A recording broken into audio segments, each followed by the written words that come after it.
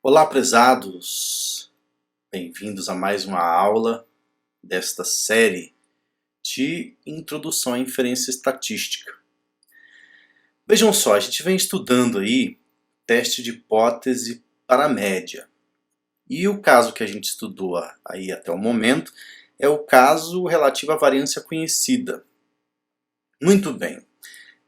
Valem os mesmos argumentos que nós tínhamos, né?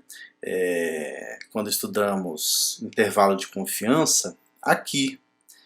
Porque, bom, na vida real, talvez a gente não tenha essa variância, não é? Na verdade, isso deve ser a maioria dos casos, uma vez que para populações muito grandes, né, a gente precisa calcular também a variância a partir da amostra. Então, o que fazer nesses casos, não é? O que fazer? Muito bem. Como de praxe, eu vou pedir a vocês, né, encarecidamente, que se inscrevam no canal para que eu possa colocar em prática algumas ideias aí que eu tenho para o futuro do canal. Tá certo, pessoal? Vamos relembrar um quadro aí que, na verdade, já discuti com vocês. Quando nós construímos lá os intervalos de confiança com a variância desconhecida, então nós tratamos aí da distribuição desta medida, x barra menos μ dividido pelo desvio padrão amostral sobre raiz de n, não é mesmo? Aqui então nós vamos realizar exatamente a mesma analogia. O que nós sabemos? Quando nós temos a variância conhecida, essa medida, né, que a gente vem até utilizando como a nossa estatística de teste, é aproximadamente normal 0,1.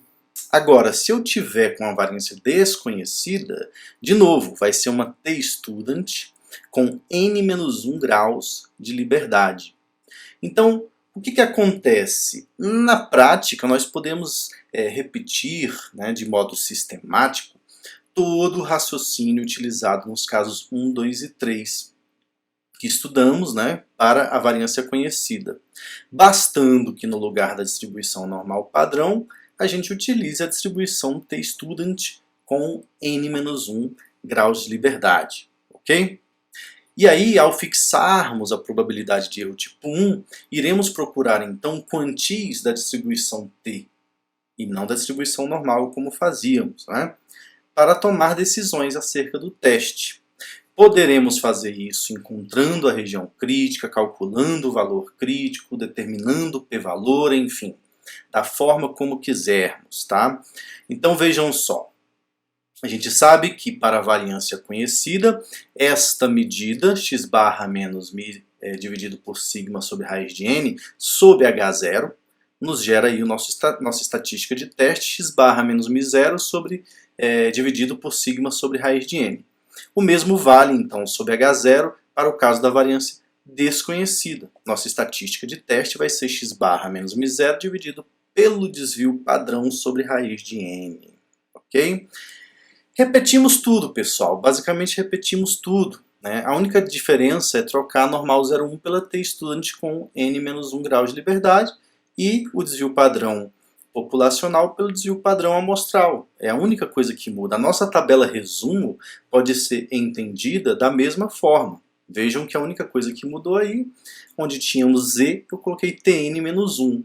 Onde tínhamos s minúsculo, eu coloquei o s maiúsculo. Beleza?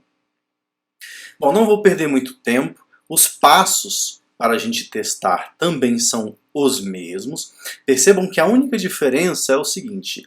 No passo 2, a gente calculava a estimativa pontual de x barra, que é a média amostral, né, calculada para aquela amostra específica. Agora nós vamos calcular também o S quadrado, né, que é a variância amostral. Se tomarmos a raiz, evidentemente vamos ter o desvio padrão amostral. Beleza? Muito bem. Então, olha só. Eu vou pegar um exemplo para a gente discutir essas questões. Digamos o seguinte, um oficial de saúde publicou que o consumo diário médio de água por residência em um determinado município é de 1.591 litros por dia. Para verificar a afirmação, 20 residências foram selecionadas aleatoriamente e o consumo foi registrado. Com base nos dados apresentados abaixo, teste a afirmação do oficial ao nível de 5%. Então vejam só, a gente tem alguns dados aí, né, que foram registrados, tá certo? São dados de 20 residências, beleza? A primeira coisa que nós temos que observar é quais são as hipóteses que desejamos testar. Então, vejam só, o oficial afirmou que o consumo diário médio é de 1.591 litros por dia, né? Então nós vamos testar a hipótese de que a média é de 1.591 versus a hipótese de que a média é diferente de 1.591. Beleza? O que nós temos que observar também? O tamanho da amostra é 20 e o nível de significância que queremos é de 5%. Quais são os dados que estão faltando para a gente poder realizar o nosso teste? Falta o valor da média amostral, não é isso? Para esta amostra, e o valor também do desvio padrão amostral para esta amostra. Agora, como é que nós calculamos esses valores, né? A gente tem aí os dados. Vocês podem fazer isso na calculadora científica de vocês, não é? Ou podem fazer também utilizando o software estatístico R, né, que eu venho aí apresentando algumas entradas para vocês. Para apresentar isso, eu vou utilizar o IDE RStudio. Vocês podem usar diretamente as linhas de código do próprio R, tá? Tem outros IDEs, eu também gosto do PyCharm, uso bastante. Cada um tem suas vantagens, ok? Então, vamos lá.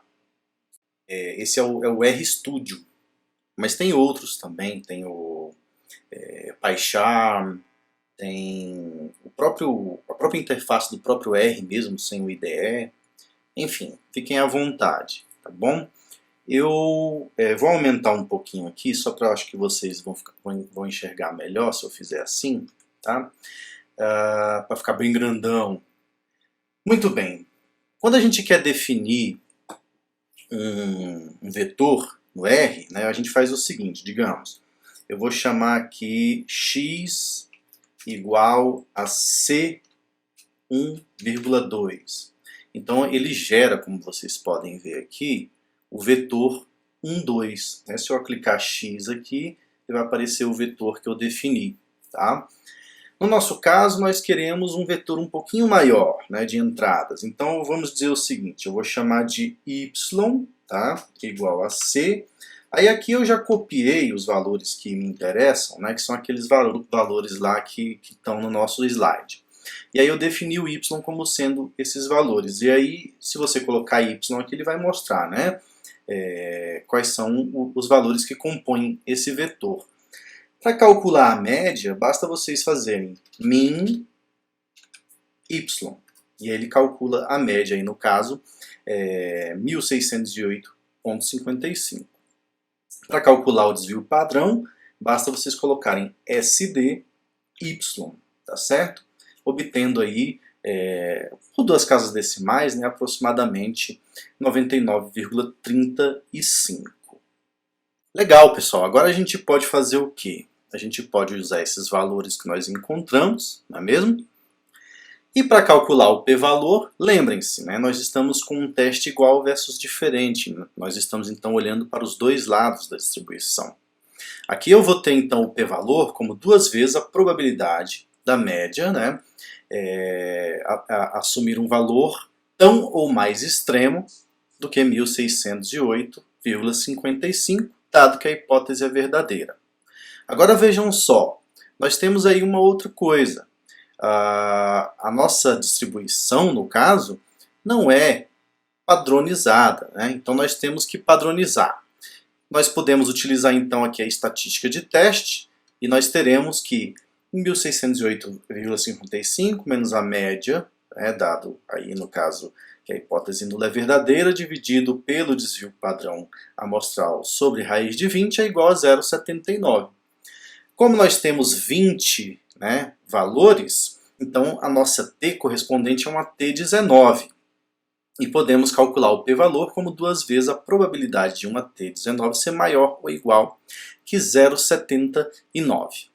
Vocês podem olhar na tabela, né, e verão que ali, para 19 graus de liberdade, nós temos aí que o valor, né, para 0,79, que é algum valor entre 0,75 e 0,80, né, lembrem-se que na tabela da t, esses valores são dados aí nesses intervalinhos, né, 0,75, 0,80, 0,85, 0,90 e assim por diante.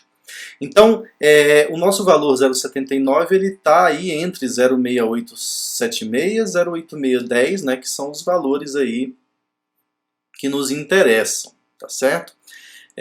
Como é 2 vezes esse valor, eu vou pegar então 2 vezes 1 menos esse valor e multiplicar. Por quê? Porque a nossa probabilidade era de ser maior ou igual. E a probabilidade que eu tenho aqui é de ser menor. Ou seja, eu vou calcular 2 vezes 1 menos essas probabilidades aí para concluir que é algo entre 40% e 50% o p-valor. É um valor bem alto, né? Qualquer valor entre 40% e 50% é um valor bastante alto. De modo que nós temos fortes evidências em favor da hipótese nula. Se vocês quiserem um valor mais exato, vocês podem também utilizar o R, né?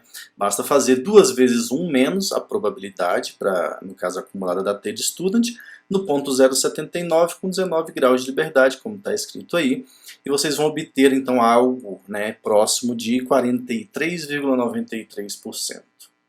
Tá legal? Muito bem, pessoal, era isso. Peço que acompanhem o site passealeatório.com, que também pode ser acessado por meio do QR Code.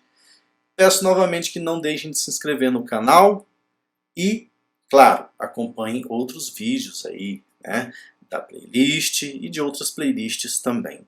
Um abraço muito forte para vocês e até a próxima.